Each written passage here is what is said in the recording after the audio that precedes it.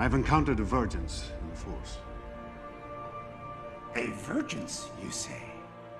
You refer to the prophecy of the one who will bring balance to the Force. You believe it's this boy?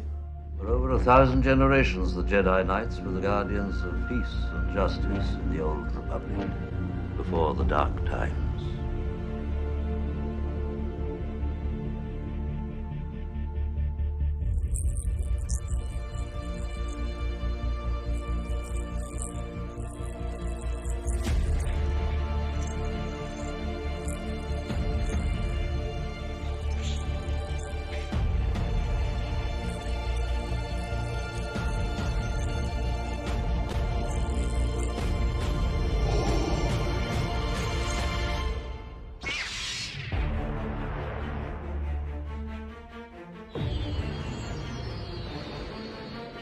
Ever hear the tragedy of Darth Plagueis the Wise? You know the dark side. Only through me can you achieve a power greater than any Jedi. Learn to know the dark side of the Force, and you will be able to save your wife soon.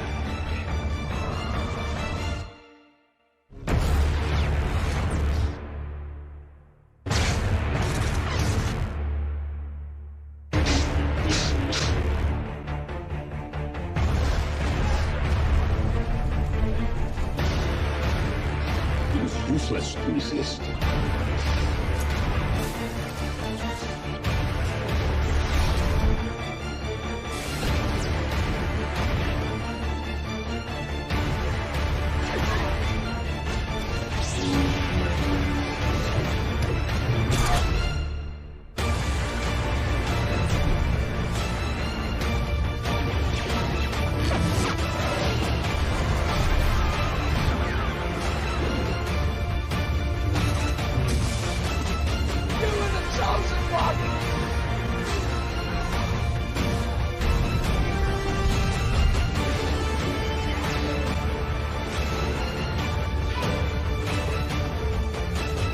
Obi-Wan never told you what happened to your father. He told me enough. He told me you killed him. No, I am your father. Join me, and together we can rule the galaxy as father and son. Don't give in to hate. That leads to the dark side.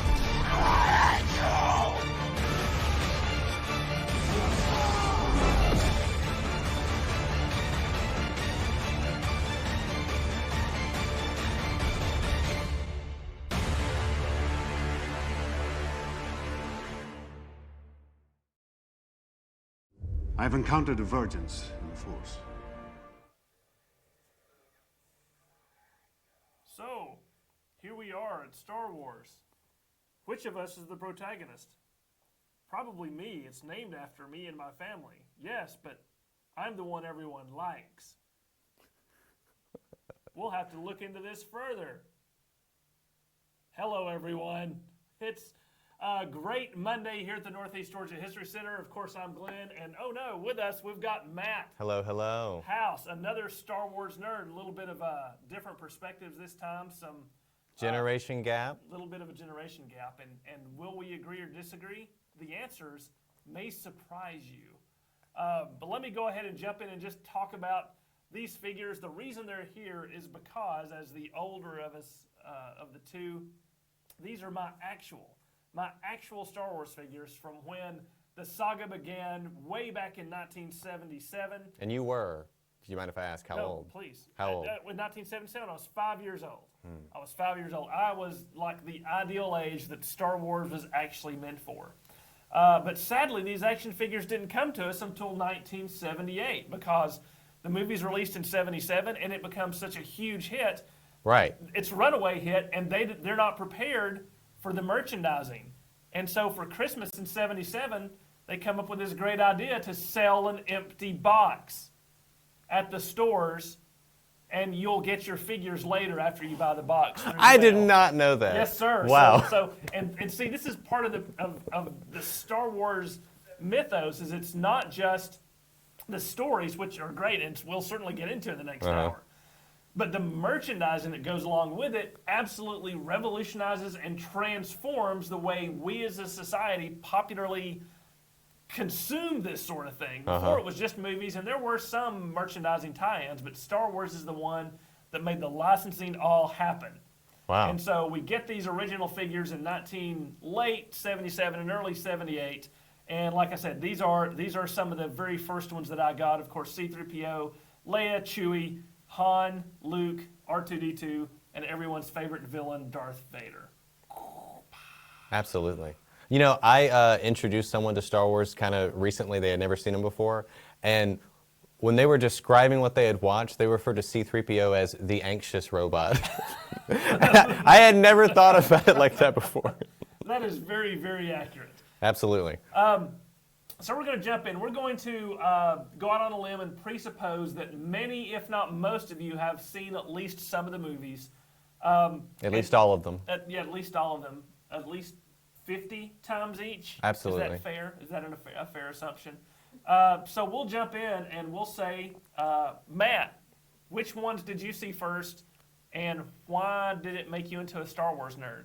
I got them very early. You know, I was born 1990, so like VHS had happened like in the previous decade. So like we had the original movies in the house just before they were released as the trilogy box set. So what that means for you really nerdy folks is with every retail version, as far as I know, that they've released of the original trilogy, they have made changes to the original trilogy. So I watched them before a lot of those changes happened, and then when the trilogy box set was released, I was really excited because I think it was probably 6 years old, I thought it was a new movie, because I didn't know what the word trilogy meant. But I didn't have to wait very long. 1998, I was 8 years old when The Phantom Menace came out. So I had seen the original trilogy. That's what if you want to say, I grew up on, I guess, the 6, but very early on I watched these old original trilogy, and I was all about it.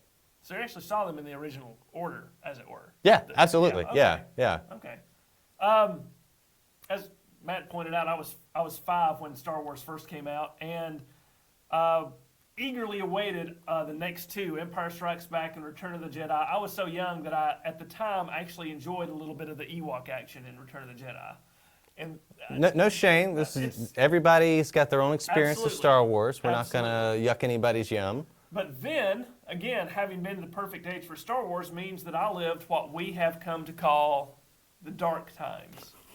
Right? In about 1983, Star Wars takes a very, very, very back seat to a lot of other things that have come after it, and it fades from the scene. There are no new movies, there are no new toys, there are no, comics keep it a little bit alive, but not much. So from the mid-'80s until about the mid to late 90s, for a good decade, there's nothing. There's no Star Wars, people. A world without Star Wars, if you will. Yeah. And it's not something... The only way you're going to get to see them is to go, as you say, to the video store and either purchase or rent the VHS tapes. And you're going to watch them that way.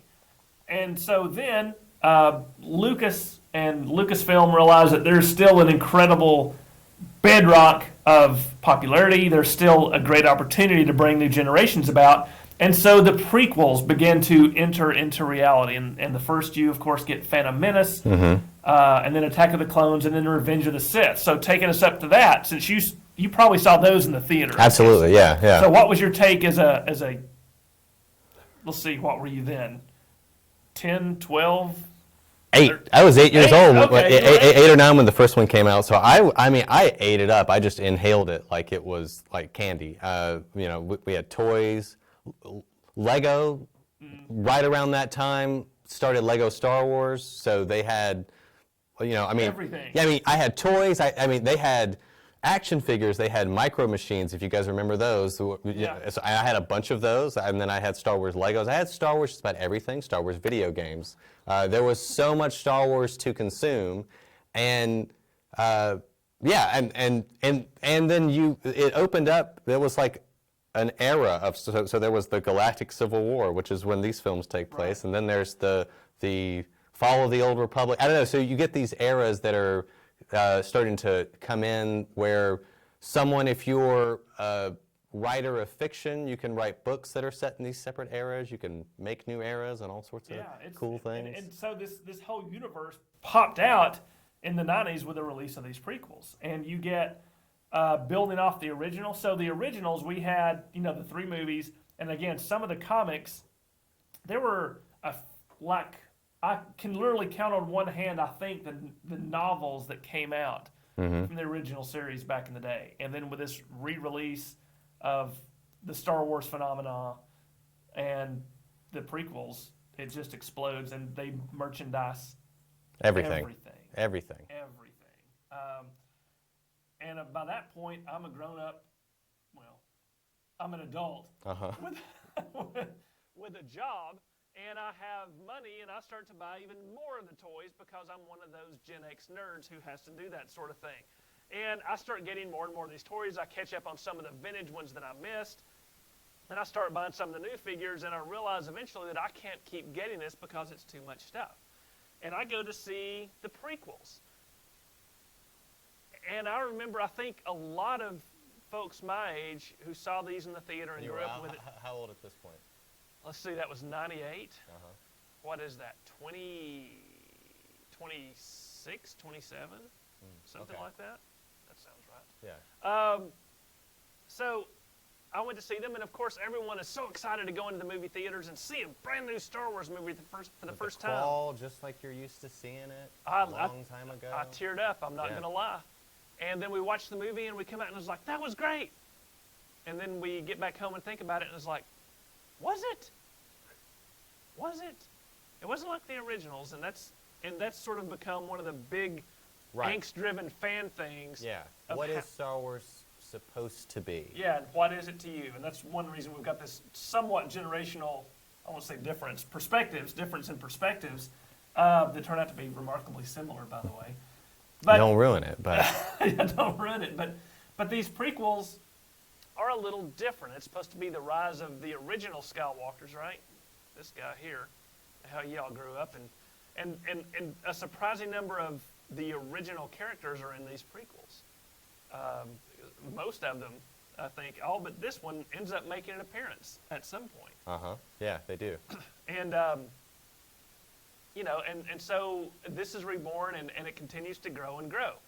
Now, with such a huge popular consumption, big expectations, what does Star Wars start to mean for our view of the world, right? Let's hold there because we're we gonna have hold some volume issues, so I'm just going to put y'all on here. Oh, straight up on there? Yeah, okay. So 1 second, folks. Sorry, we're having to pause for volume.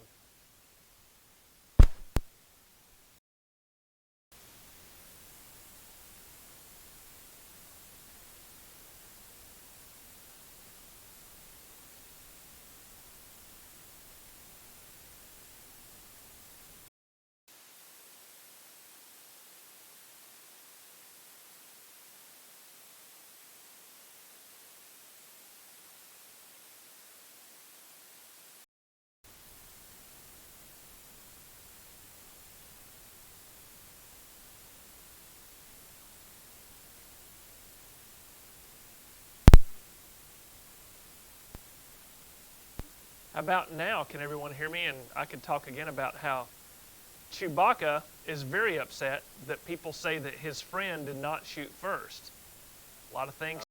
That's a good example of something that was one way when I watched it when I was really young, and then just almost in an Orwellian way, I went to watch it a few years later. Guys, hold on. Okay. Let's do another check. Check. Okay, keep going. Check. 1, 2, 3. Okay, Glen. 1, 2, 3, 4, 5. Okay, we're just going to go with that. Okay, cool. We'll go with that. So anyway, so we were just talking about one of the other great debates about whether Han shoots first. So about the time that the prequels are all 3 released, then they realize it's going to be a great idea. Hey, we have this ability to use new special effects to make the old trilogy even better. And they start to change things. They start to expand scenes and add in different parts of how the special effects works. And one of the big ones is that... Controversial. Very controversial. Sorry, folks. Hold on. Just let them know we're dealing with... Yeah, we're dealing with we're workshopping some tech issues. No more static for me. Okay, let's keep going. It Okay. seems Okay. Sorry, folks. The sound thing is we want to make sure everyone can hear. So with this new edition of Star Wars that comes out, I guess it's considered that it's a kinder, gentler world. And if Han Solo is going to be the role model for hundreds and thousands of young boys and girls across the galaxy, maybe he shouldn't have shot Greedo first in that famous cantina scene. Yeah, so you'll recall the scene. Solo has just made this deal with Obi-Wan to get them off the planet. He's kind of excited, but he gets cornered by this bounty hunter who says, hey, you owe Jabba money. Who is Jabba? We don't know.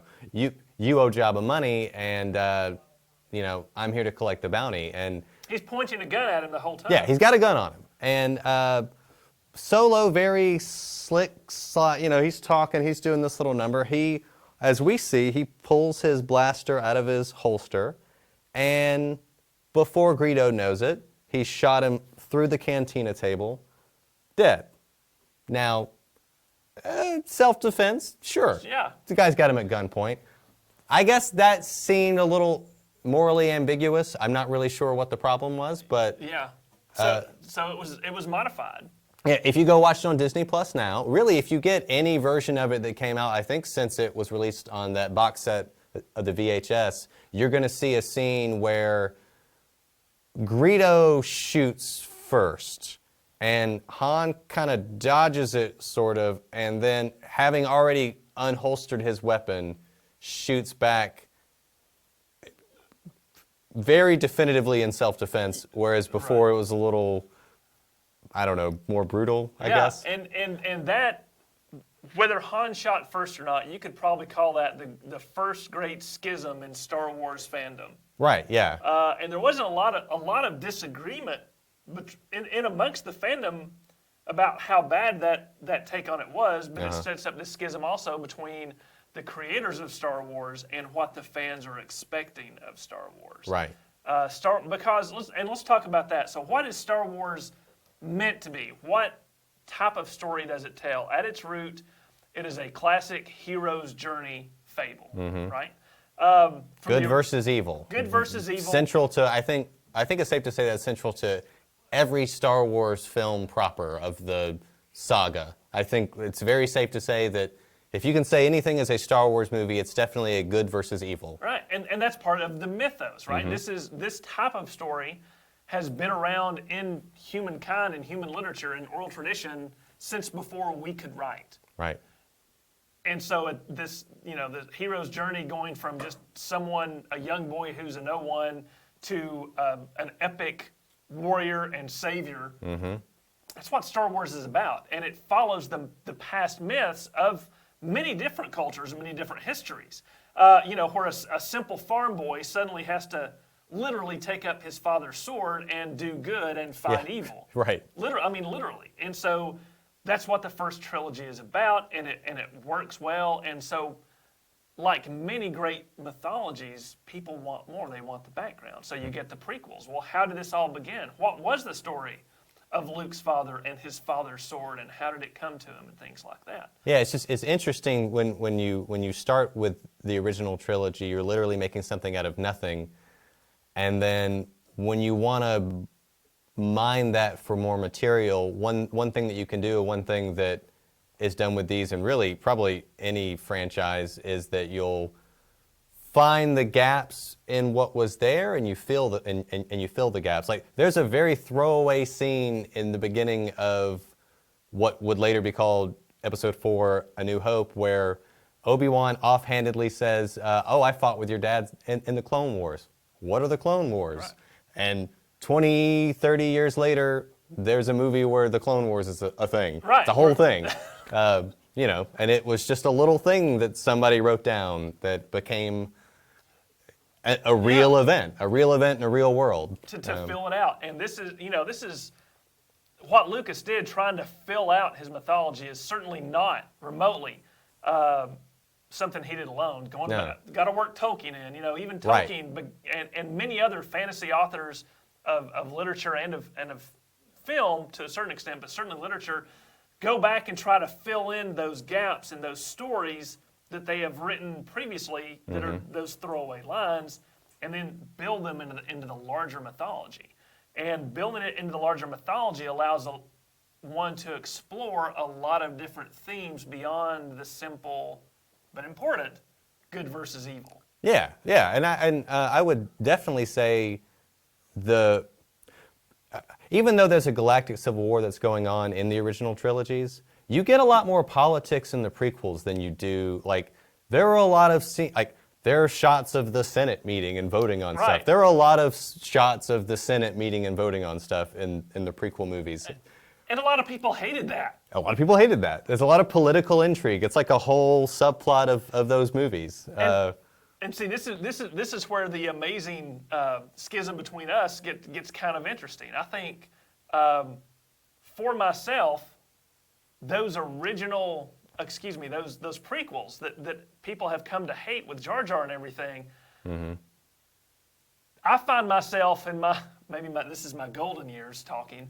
I find myself much more of an apologist for those three movies than a lot of folks who grew up with Star Wars the way I did feel, because, like I said, they hate. Well, this whole galactic war started over a trade dispute that was discussed in the Senate. That's super boring. That's not mythology and a hero's journey.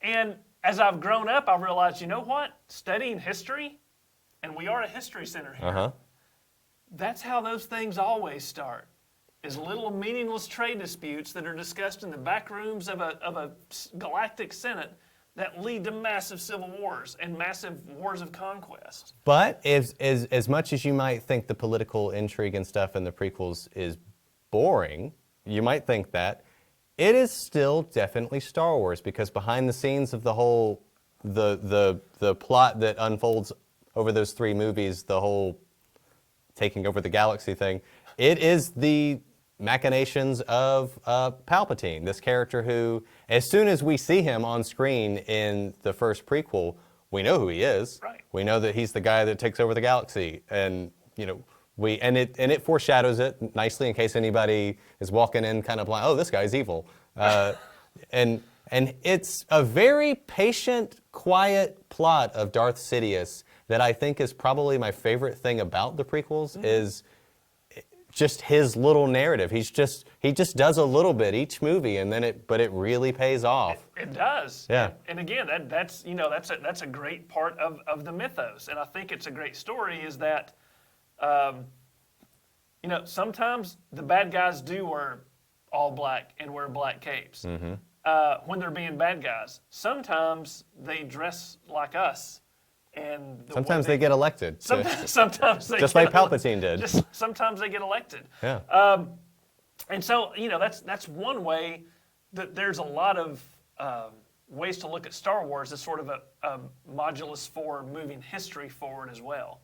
We have one of our viewers wants to say that how can you say that the Clone Wars line was a throwaway when it was clearly an allegory for the Vietnam War? Are there parallels?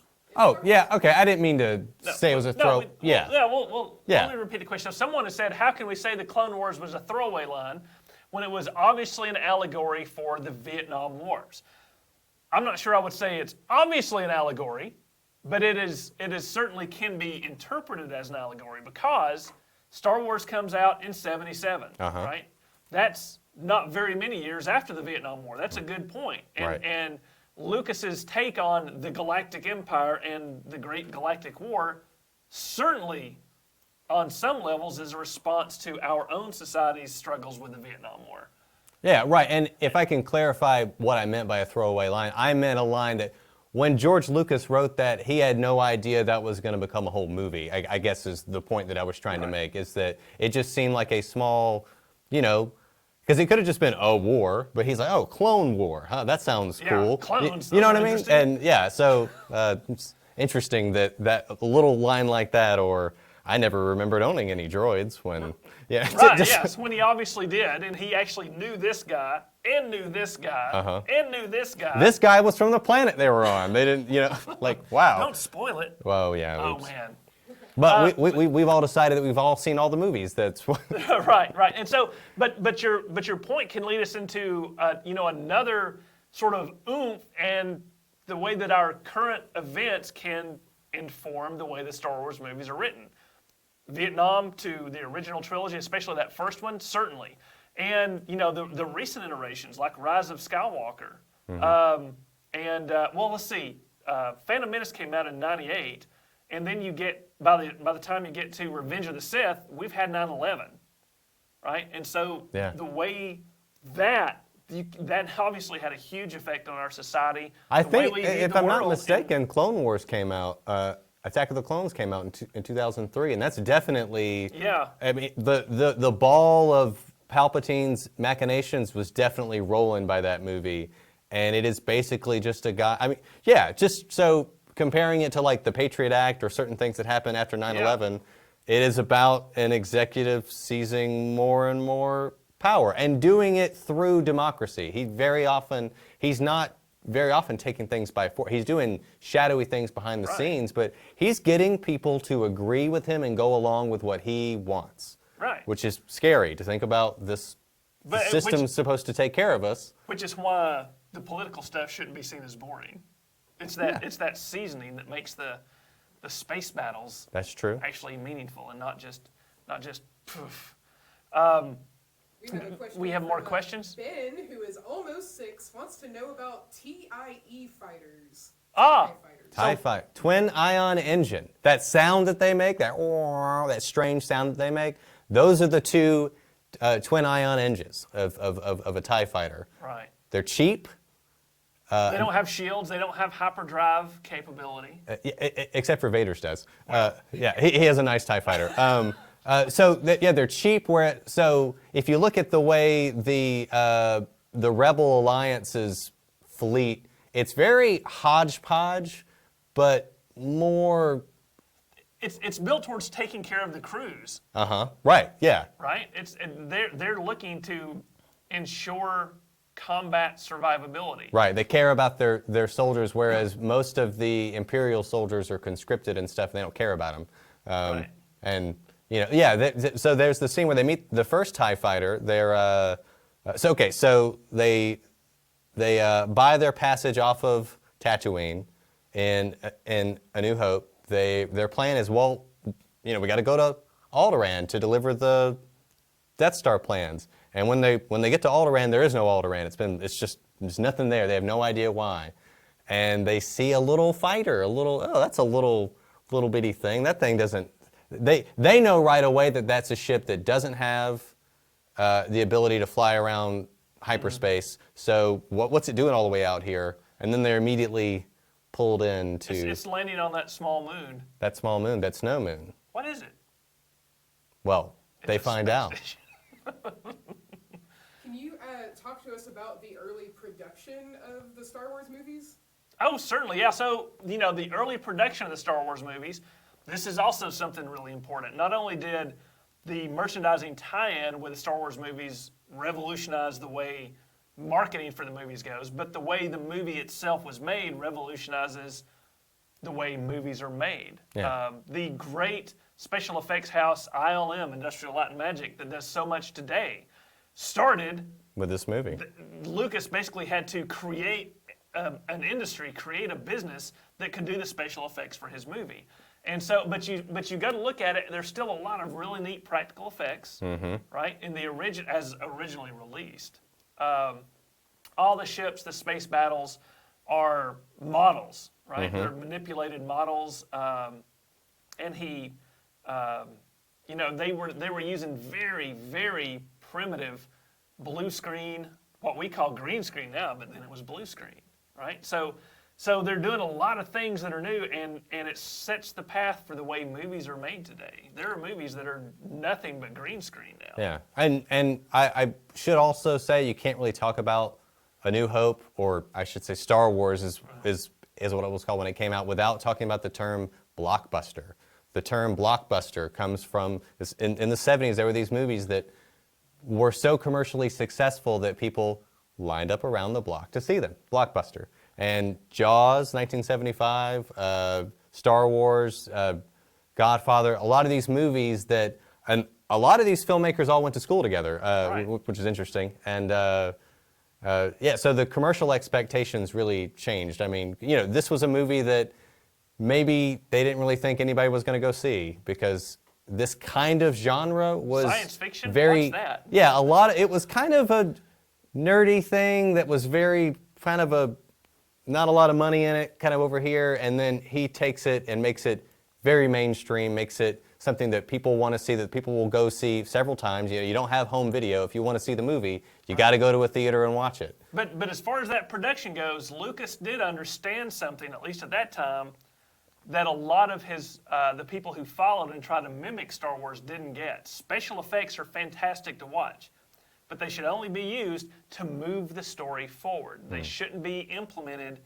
for their own sake. Right. And so that's one big reason, is that the Star Wars movies, especially the first Star Wars, was so popular. It told a story that engaged everyone, almost of all ages, but especially those young little brats like me running around who had never seen anything like this in their entire life. Can I say something about the production of Empire Absolutely. Strikes Back? Yes. Okay, so Empire Strikes Back, so Lucas wrote and directed the first movie.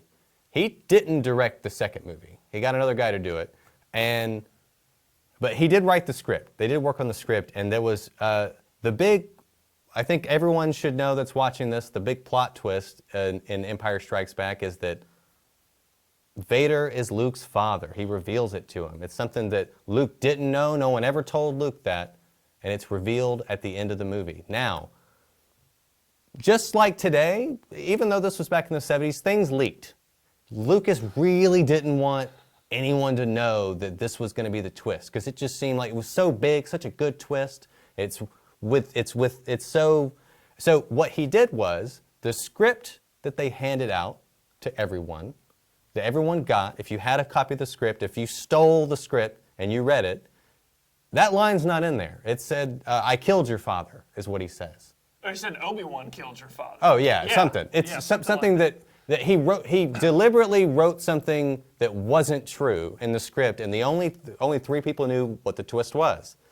There was Lucas, the producer, and Mark Hamill playing Luke Skywalker, and they brought Luke into, and they said, look, Mark, you can't tell anybody this twist. If anybody finds out, we'll know you're the one that said it. So he had to keep this secret from all of his castmates, from everybody on the set, and everybody, until the movie came out. So from rehearsing the script to the time the movie premiered, nobody knew this. Right. Well, I guess James Earl Jones knew because he read the line. Yeah, but not until later. Yeah, right. And that's just the way they kept this secret. It was just this huge twist. Great twist. Ben, who is 9, wants to know, where do you think George Lucas got the idea for one of the main villains being the protagonist's father? So the question is, where do we think Lucas got the idea for the main protagonist having the main antagonist become or turn out to be his father? I think that's another classic Mythos feature of literature. Yeah, it was surprising. Your jaw dropped, but then you kind of went, oh yeah, I can see that. And it explains so the temptation to the dark side that is always talked about in Star Wars, it's always about tempting the dark side. What does that mean? So for Luke, it meant the thing that Obi-Wan and Yoda were afraid of. If they told him, if they were worried that if he started his journey on the Force knowing, hey, your dad he went down this path too, and he decided that he was going to be evil, and we're actually trying to defeat him. They probably wasn't going to be the thing that he needed to hear whenever he was starting out his journey. They don't tell him. They start him on his training, and Vader has this intuition that Luke is out there.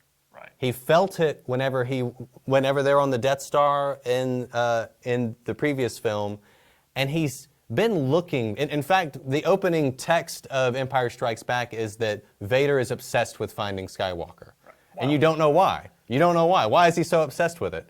And Obi-Wan and Yoda are very worried about Luke facing Vader too soon. They said, you got to stay here and train. He says, but I can feel my friends are suffering. They're dying. Because, as you might remember, on Bespin, miles and miles away, light years away, they've been captured. Vader has them in a holding cell. There's a scene where they actually they're taking Han to be tortured. You don't see it, and they take him back to his cell, and he says, they didn't even ask me any questions. Why would they torture him and not ask him questions? Light years away, Luke is training with Yoda, and he has the vision of his friends suffering. And that's the thing that gets him to leave. And Yoda's like, you don't want to do this, you don't want to do this, you're not ready, you can't face Vader yet, you can't face him, we can't help you, you're going to be by yourself. And he says, I got to do it. He does the right thing. He goes there to save his friends. Or you could say he does the wrong thing for the right reasons. Yeah, he goes there, he doesn't listen to the advice of his masters, and they still don't tell him why. They just say, you're not ready to face Vader. So he does face Vader, and he fights Vader. And Vader bests him in the fight, but he doesn't just do that. When he has him on the ledge, he tells him the truth. He says, Did Obi-Wan ever tell you what happened to your father? And he says, yeah, he told me that you killed him. He says, I'm your father. And the thing that they were afraid of happening, Luke falling to the dark side, doesn't happen. Luke chooses to throw himself off the ledge rather than, he says, nope, I'm not evil. I'm just going to, and he just throws himself off. Luckily, his friends save him. But their fear, he overcame their fear. He faced Vader, learned the truth, and still didn't waver. Not for a moment. Not for a moment does he waver. And that's just so... And again, that's that classic core to this story. Absolutely. So we have a viewer saying the Jedis are called knights. Do you think Lucas is borrowing from Arthurian myths? Yeah, so the question is, they're called Jedi Knights. Is Lucas borrowing from like medieval myths and Arthurian myths and things like that? Absolutely. There's nothing new under the sun, folks. And they're knights, they're monks, they're diplomats. There's so many things. They're samurai. Yeah. Right? Lucas got a huge influence from Eastern Japanese culture, medieval Japanese culture, and medieval European culture. Some of the films of Akira Kurosawa, if you want to look those up. Yes. Good filmmaker, and Lucas definitely paid attention to those. Right, and a lot of these terms and the way the Jedi warriors, knights, monks dress, they're like this interesting combination between Eastern and Western monasticism. Mm-hmm. So yes, definitely he borrowed from the Arthurian legends. He borrowed from a lot of different legends because that's what good storytellers do. They always, even in Shakespeare, if you're gonna, say that Lucas is a horrible person because he borrowed different stories to put his together, well, so did Shakespeare, so did almost every great author in the history of humanity. Always happens. Yeah. Always happens. It's how you're able to mix them or bring them through, to the crux of the story, to that final battle in this case, and the resolution. Can you talk about what is the hero's journey for our younger audience? You want to take? I can talk about it some. Do you feel like you know more about it? Yeah, you go, okay. And then I'll jump in and interrupt you. So that's fine. Yeah. So the hero's journey. So there was a guy in the early 20th century. His name was Joseph Campbell. He did a lot of work analyzing ancient mythology, stories that are involved in religion, and just old stories in general. And he sort of charted out this thing that people call the hero's journey. It's sort of a plot structure, if you will, of how the story of the hero typically unfolds and the types of obstacles that they tend to face.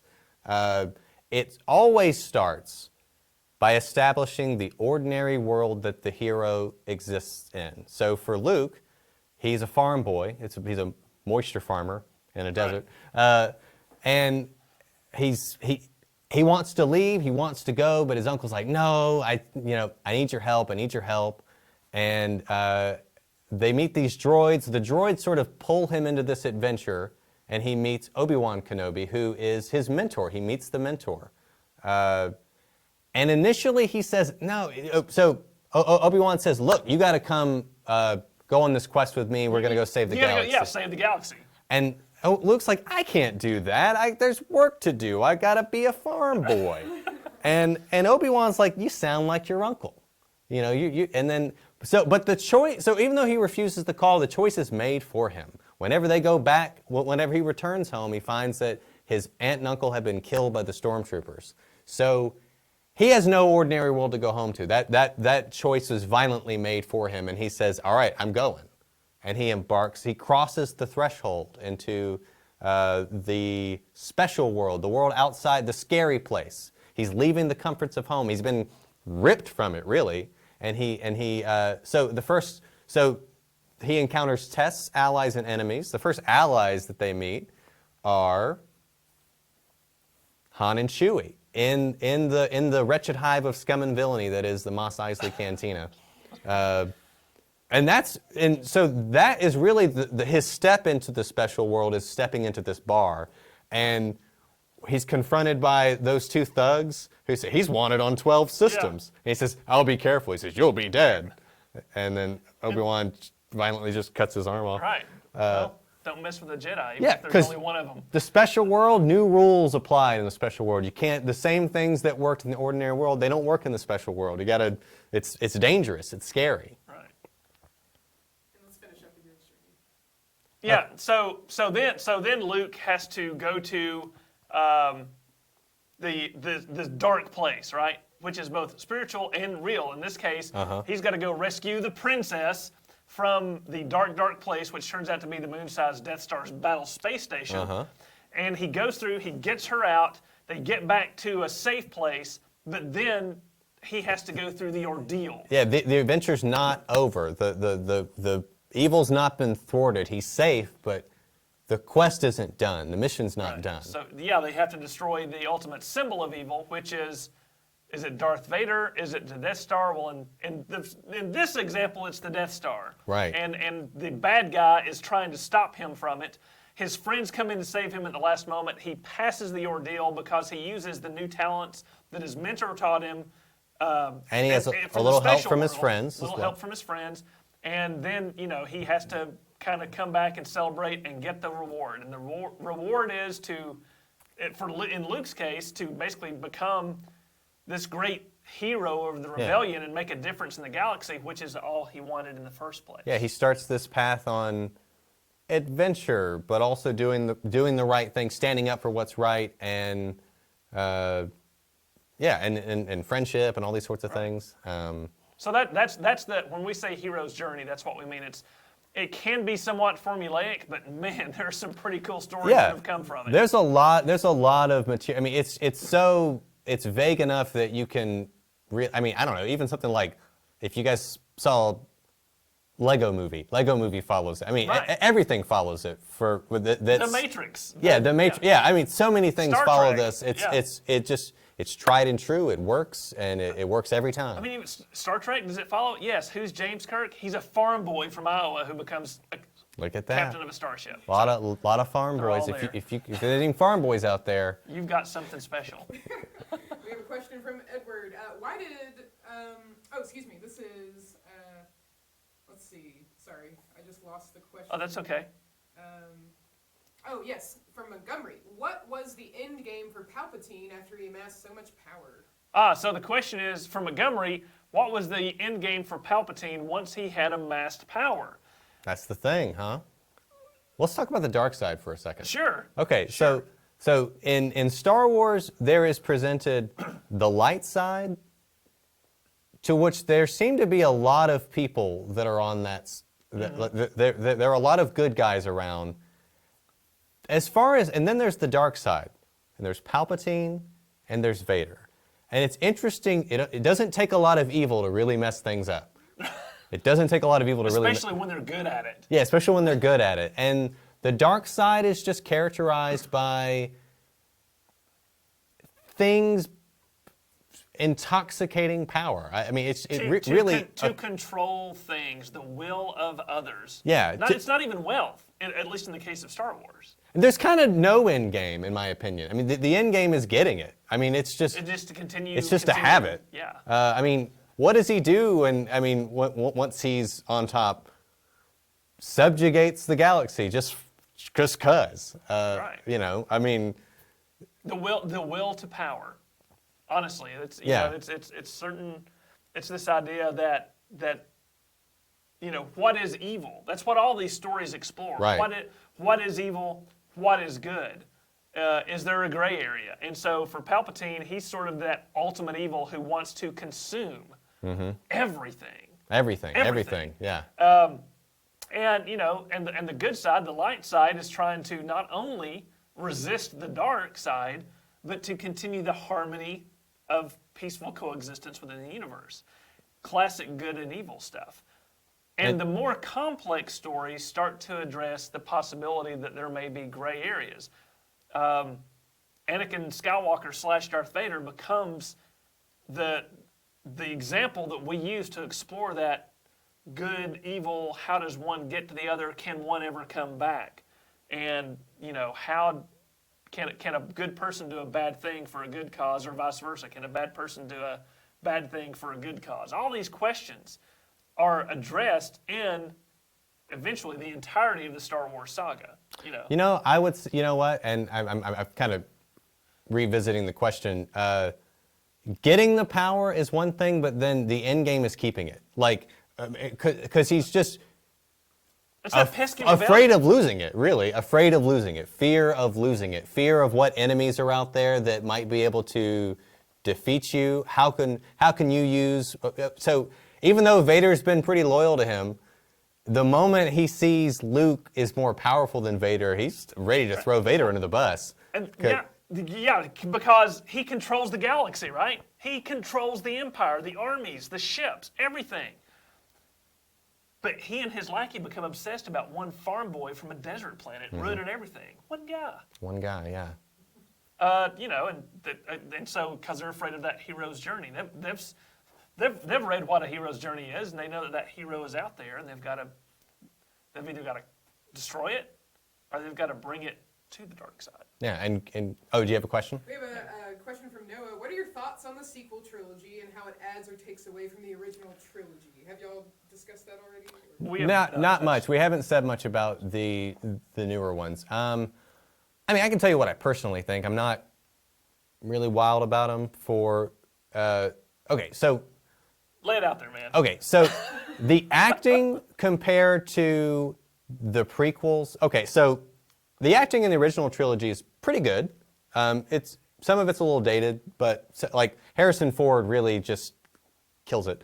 The acting, even with some of the great actors that are in the prequels, something about the way it's written and the direction is just kind of corny. Something about it's kind of corny. Even when you kind of like them, it's just kind of. It's a little cheesy. Yeah. Whereas something about the new trilogy is the acting is much better, and there's much more practical effects. They look much better than the prequels. So there's something that I feel like is trying to stay true to the spirit of the original trilogy, but there are a lot of things that I feel like they don't get right. Yes, I have seen all three of the newer ones. The Force Awakens, I actually liked it, and my son, it's so great. My son and I have these very deep late night conversations about Star Wars and things, because he's even younger than you, obviously. Mm-hmm.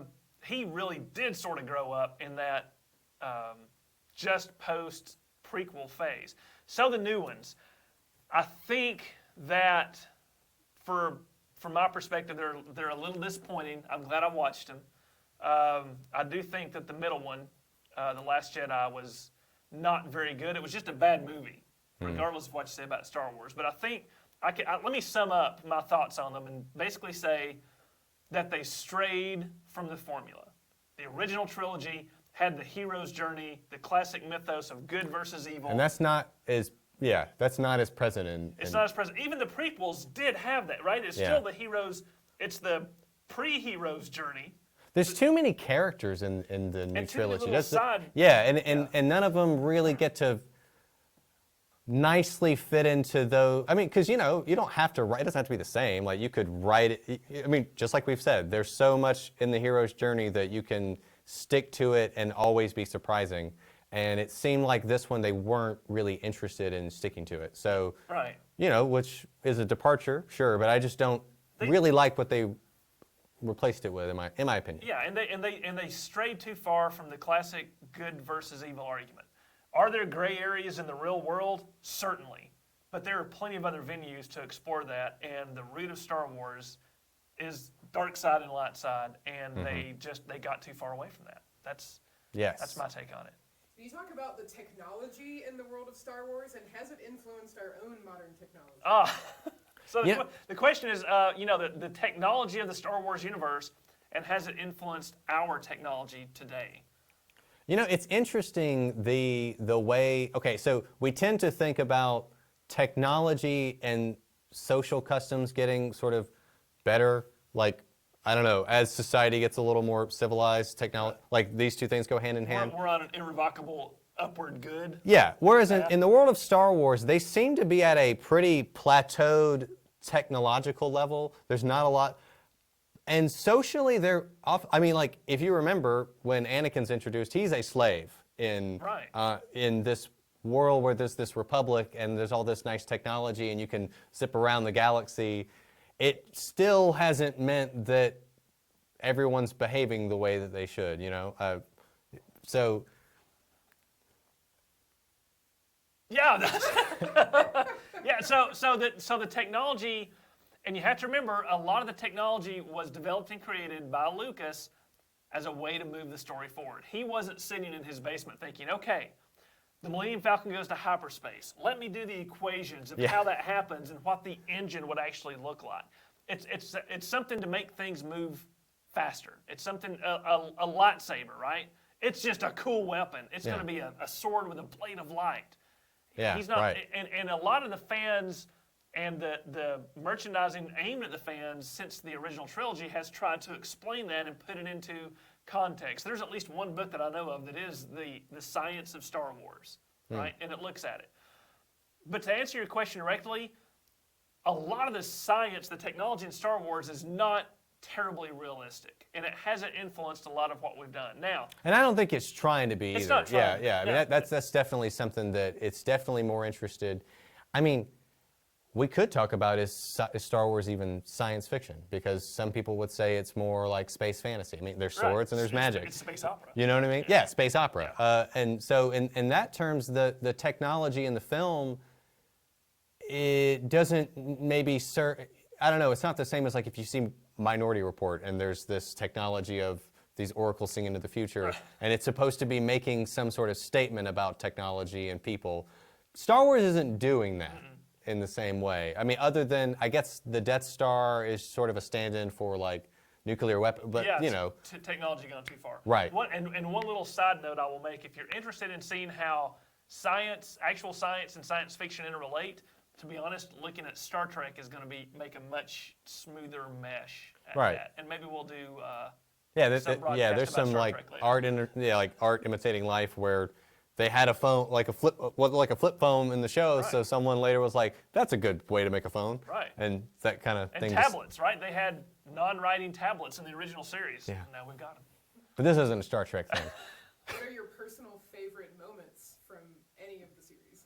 Personal favorite moments from the series. I've got mine Go. already. Mine is the scene in Empire Strikes Back where Yoda takes Luke to the cave, and he goes into they're training, and then they stop, and Yoda sort of just kind of idles for a second, and is kind of poking this ground with a stick, and Luke feels something, and he knows Luke was going to feel it. That's why he stopped there. Luke he gets this weird feeling. And he said, and there's this cave over there. He says, "What's in there?" He says, he describes it as a domain of evil, and that's in that cave, and you have to go in there. And he says, "I have to go?" He says, "Yep, you have to go in there." And as he's stepping into the cave, he adjusts his utility belt. He's got his gun and his saber, and he puts it on, and Yoda tells him, your weapons, you won't need those. You're not going to need your weapons. That's the only bit of advice that he gives him. When he goes into the cave, he's confronted with what looks like Darth Vader. Darth Vader comes out, and Luke immediately draws his weapon, which is what Yoda told him not to do. Yoda told him not. He says, "You're not going to." Before Darth Vader. Before Darth Vader, he takes the more brutal move. He draws his saber, and then Vader matches him. He draws his saber. They have this sword fight, and Luke bests him. He cuts his head off. And so he's like, oh, it won. And then the head rolls to the ground, and it's just his helmet, and there's a spark, there's a little explosion.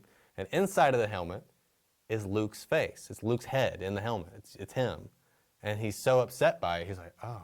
And later in the film, whenever Luke is when Luke is leaving to go face Vader, something Yoda tells him, remember your failure at the cave. Remember, you're not ready. Remember, what you did. That's my favorite Star Wars moment.